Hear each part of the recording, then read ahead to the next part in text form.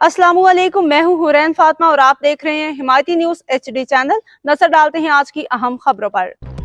Karachi Roznama Himayati news crime reporter राट सुल्तान अली, थाना Sukhan Bains colony के बहादुर SHO खालिद मेमन की क़ियादत में बड़ी कार्रवाई। कराची रोजनामा हिमायती न्यूज़ के क्राइम रिपोर्टर राट सुल्तान अली कुरैशी की रिपोर्ट के मुताबिक 24 फरवरी 2026 की रात तकरीबन 1:10 पे सुखन पुलिस ने SHO खालिद मेमन की क़ियादत में स्ट्रीट क्रिमिनल्स के खिलाफ बरवक्त मौसर कार्रवाई करते हुए लालाबाद क्रिश्चियन मोहल्ला के करीब मुकाबला किया। दो तरफा फायरिंग के तबादले में मोटरसाइकिल पे सवार 2 मुलजमान में से एक मुलजम सुल्तान वल्द हुसैन जख्मी हालत में गिरफ्तार कर लिया गया, जबकि इसका साथी अंधेरे का फ़ायदा उठाते हुए फरार हो गया।